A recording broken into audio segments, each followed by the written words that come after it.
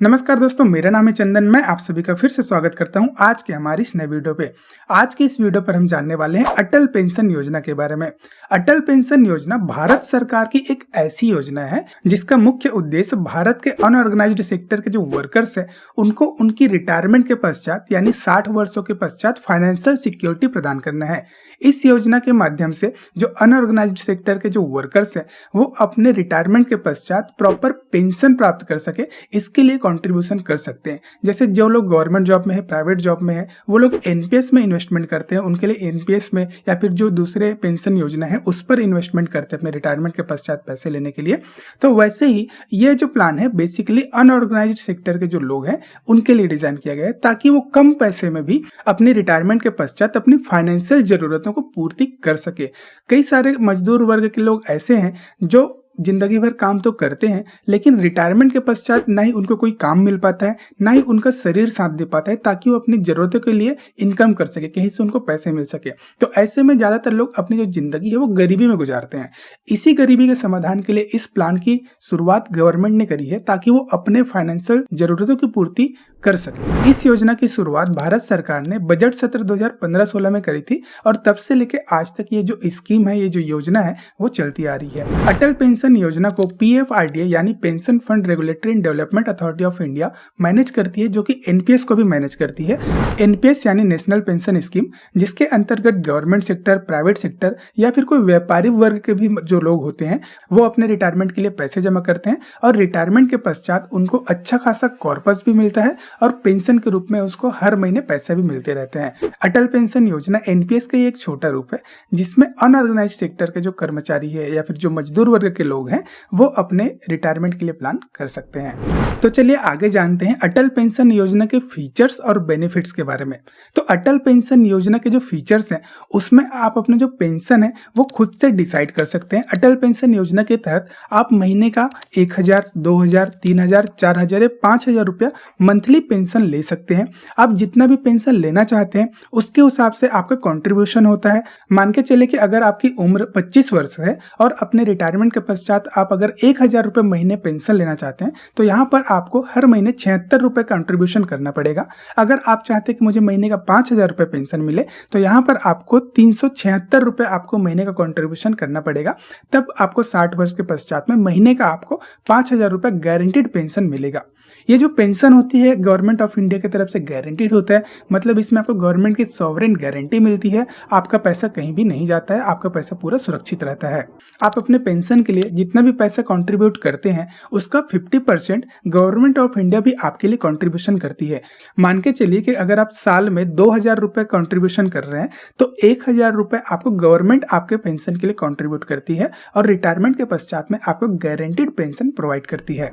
तो चलिए आगे जानते हैं अटल पेंशन योजना की एलिजिबिलिटी के बारे में कि कौन कौन अपना अटल पेंशन योजना में अकाउंट ओपन करवा सकता है। तो यहाँ पर भारत का रहने वाला कोई भी व्यक्ति जिसकी उम्र 18 वर्ष से लेकर 40 वर्ष के बीच में है वो अपने रिटायरमेंट के लिए अटल पेंशन योजना में कंट्रीब्यूशन स्टार्ट कर सकते हैं, अपना अकाउंट ओपन करवा सकते हैं। जिस किसी के पास में किसी भी बैंक में कोई भी अकाउंट है वो अपने पेंशन के लिए अटल पेंशन योजना में अकाउंट ओपन करवा सकता है। ये जो अकाउंट है किसी भी बैंक में जाकर आप ओपन करवा सकते हैं, चाहे वो गवर्नमेंट हो, प्राइवेट हो, नेशनलाइज बैंक हो। आप किसी भी बैंक में जाकर अटल पेंशन योजना का अकाउंट ओपन करवा सकते हैं और अपना कंट्रीब्यूशन स्टार्ट करवा सकते हैं। अटल पेंशन योजना में अकाउंट ओपन करवाने के लिए आपके आधार कार्ड में मोबाइल नंबर का लिंक होना जरूरी है। जब आप अकाउंट ओपन करवाते हैं तब आपका अकाउंट जो होता है वो आधार से वेरीफाई होता है। आधार से ओटीपी वेरीफाई करने के बाद में आपका अकाउंट सक्सेसफुली ओपन हो जाता है और आप अगर चाहें तो अपने सेविंग अकाउंट से स्टैंडिंग इंस्ट्रक्शंस दे सकते हैं। जितना भी आप महीने का पेंशन लेना चाहते हैं, 1000, 2000, 3000 या 5000 रुपए, उसके हिसाब से आप अपने जो मंथली कॉन्ट्रीब्यूशन, क्वार्टरली कॉन्ट्रीब्यूशन या फिर half yearly contribution auto debit या फिर नेच मैंडेट से कर सकते हैं, ताकि आपके जो कॉन्ट्रीब्यूशन है वो सही टाइम पर होते रहे। कोई भी व्यक्ति जो इनकम टैक्स पेयर है, जो इनकम टैक्स फाइल करते हैं या फिर इनकम टैक्स पे करते हैं, वो अटल पेंशन योजना में अपना अकाउंट ओपन नहीं करवा सकते। अगर कोई व्यक्ति जो कि टैक्स पेयर है और उन्होंने पहले ही अपना अकाउंट अटल पेंशन योजना में ओपन करवा के रखा हुआ है, तो 1 जुलाई 2022 के बाद से वो सारे अकाउंट बंद कर दिए जाएंगे और उनका जो पैसा है उनके सेविंग अकाउंट पे, जिस अकाउंट से उनका एपीवाई अकाउंट लिंक है, उसमें ट्रांसफर कर दिया जाएगा। 1 जुलाई 2022 के बाद से कोई भी टैक्स पेयर अटल पेंशन योजना में अपना पेंशन अकाउंट ओपन नहीं करवा सकता। तो चलिए आगे जानते हैं एपीवाई के मेन मुद्दा मामला के बारे में कि पेंशन लेने के लिए आखिर हमको कितना पैसा कंट्रीब्यूट करना पड़ेगा। तो यहाँ पर आप चार्ट में देख सकते हैं कि अगर आपकी उम्र 18 वर्ष है और अगर आप महीने का 1000 रुपये पेंशन लेना चाहते हैं तो महीने का आपको 42 रुपये कंट्रीब्यूशन करना पड़ेगा। अगर आप 2000 रुपये पेंशन लेना चाहते हैं तो आपको 84 रुपये आपको महीने का कंट्रीब्यूशन करना पड़ेगा। अगर आप 5000 रुपये मंथली पेंशन लेना चाहते हैं तो यहाँ पर आपको 210 रुपये मंथली कंट्रीब्यूशन करना पड़ेगा। मान के चलिए कि अगर आपकी उम्र 25 वर्ष है और अगर आप एपीवाई में कंट्रीब्यूशन करते हैं तो 1000 रुपये पेंशन लेने के लिए यहाँ पर आपको 76 रुपये कंट्रीब्यूशन करना पड़ेगा। 2000 रुपये का पेंशन लेने के लिए आपको 151 रुपये कंट्रीब्यूशन करना पड़ेगा। अगर आप 5000 रुपये महीने का पेंशन लेना चाहते हैं तो यहाँ पर आपको 376 रुपये मंथली कंट्रीब्यूशन करना पड़ेगा।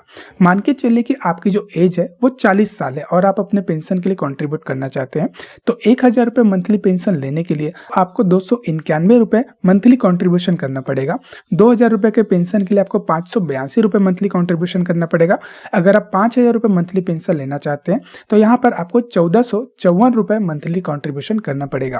तो यहाँ पर पूरे एक साल में आप जितना भी कंट्रीब्यूशन करेंगे उसका मिनिमम 50% गवर्नमेंट आपके लिए कंट्रीब्यूशन करेगी, जो कि मैक्सिमम 1000 रुपये सालाना तक हो सकता है। अगर आप चाहें तो इसका जो कंट्रीब्यूशन है वो आप monthly, quarterly, half yearly mode में भी कर सकते हैं। मैं यहाँ पर आपको चार्ट लगा देता हूँ, आप देख सकते हैं कि अगर आप मंथली, क्वार्टरली या हाफ ईयरली पेमेंट करना चाहते हैं और अपने पेंशन के लिए प्लान करना चाहते हैं तो आपको कितना पेंशन मिलने वाला है। ये चार्ट आप स्क्रीनशॉट लेके भी रख सकते हैं, स्क्रीनशॉट लेके आप इसको प्रॉपर चेक कर सकते हैं। तो यहाँ पर अगर आप किसी महीने कंट्रीब्यूशन नहीं कर पाते या फिर किसी वर्ष आप कंट्रीब्यूशन नहीं कर पाते तो उस कंडीशन में आपको जो बैंक होती है वो पेनाल्टी चार्ज करती है और ये जो पेनाल्टी होती है बहुत ही नॉमिनल होता है, जो कि 1 रुपये से लेकर 10 रुपये तक हो सकता है। वो अलग अलग स्लैब पे है। मान के चलिए अगर आप 100 रुपये मंथली कंट्रीब्यूशन करते हैं तो यहाँ पर आपको 1 रुपये की पेनाल्टी लगती है। अगर आप 101 रुपये से 500 रुपये तक का मंथली कंट्रीब्यूशन करते हैं तो यहाँ पर आपको 2 रुपये पर मंथ के हिसाब से आपको पेनाल्टी लगती है।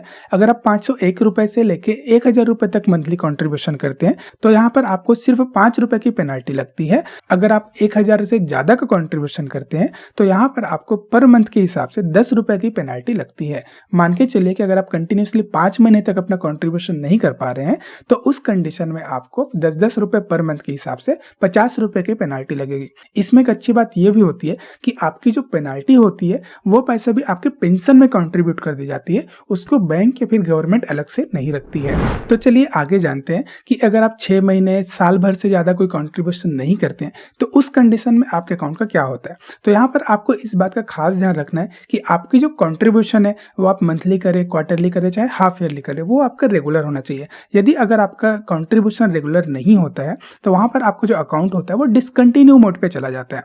मान के चलिए अगर आप कंटिन्यू 6 महीने तक कोई भी कंट्रीब्यूट नहीं करते हैं तो यहाँ पर आपको जो अकाउंट होता है उसको फ्रीज कर दिया जाता है। अगर आप कंटिन्यूसली 1 साल तक या फिर 12 महीने तक कोई भी कंट्रीब्यूशन नहीं करते हैं तो यहाँ पर आपको जो अकाउंट होता है उसको डीएक्टिवेट कर दिया जाता है। अगर आप 2 साल तक कंटिन्यू 24 महीने तक कोई भी कंट्रीब्यूशन नहीं करते हैं तो यहाँ पर आपका जो पेंशन अकाउंट होता है उसको क्लोज कर दिया जाता है और जितना भी आपने कंट्रीब्यूशन किया है विद इंटरेस्ट आपके सेविंग अकाउंट में, जो कि एपीवाई अकाउंट के साथ में लिंक है, उसमें ट्रांसफर कर दिया जाता है।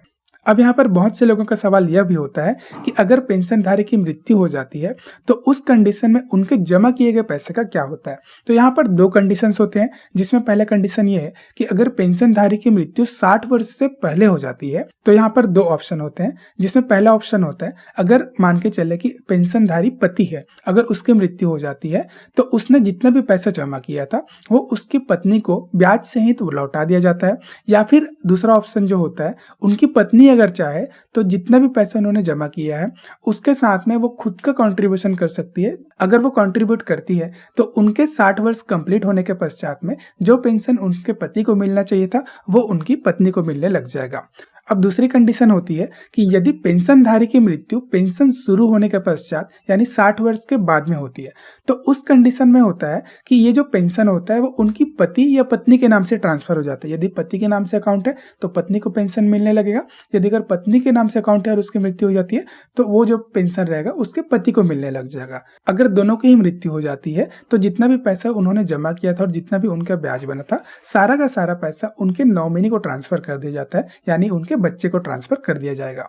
मान के चले कि पति या पत्नी दोनों की मृत्यु हो जाती है और उनको महीने का 1000 रुपये पेंशन मिल रहा था, तो यहाँ पर नॉमिनी में जो भी रहेंगे उनको 1,70,000 रुपये की मैच्योरिटी मिलेगी। अगर 2,000 रुपये मंथली पेंशन ले रहे होंगे तो उनको 3,40,000 रुपये का मैच्योरिटी मिलेगा। अगर 3,000 रुपये पेंशन ले रहे होंगे तो उस कंडीशन में 5,10,000 रुपये पेंशन मिलेगा। अगर 4,000 रुपये पेंशन ले रहे होंगे तो उस कंडीशन में 6,80,000 रुपये की मैच्योरिटी मिलेगी। और अगर कोई व्यक्ति 5,000 रुपये का पेंशन ले रहा होगा तो उस कंडीशन में 8,50,000 रुपये मैच्योरिटी उनके नॉमिनी में जो भी रहेंगे उनको मिलेगा। दूसरा सवाल लोगों का यह भी होता है कि क्या जरूरत पड़ने पर उन्होंने जितना पैसा जमा किया है वो पैसा क्या कभी भी निकाल सकते हैं, जैसे इंश्योरेंस में होता है या जैसे एनपीएस में होता है? तो यहाँ पर ऐसा बिल्कुल भी नहीं है। एपीवाई अकाउंट में आप जितना भी पैसे कंट्रीब्यूशन करते हैं वो सिर्फ और सिर्फ आपको 60 वर्ष होने के पश्चात ही आपको वहां पर पेंशन के रूप में मिलता है। उसको आप कभी भी बीच में विड्रॉ नहीं कर सकते, अपना कंट्रीब्यूशन पूरा निकाल नहीं सकते। या फिर इन केस ऑफ अगर आपकी डेथ हो जाती है तो ही आपके जो नॉमिनी रहेंगे या फिर आपके जो पत्नी रहेंगे या फिर पति रहेंगे वो उस पैसे को निकाल सकते हैं। बीच में आप इस अकाउंट को कभी भी बंद नहीं कर सकते। तो मैं उम्मीद करता हूं कि आपको आज के इस वीडियो से अटल पेंशन योजना के बारे में पूरी जानकारी मिल गई होगी।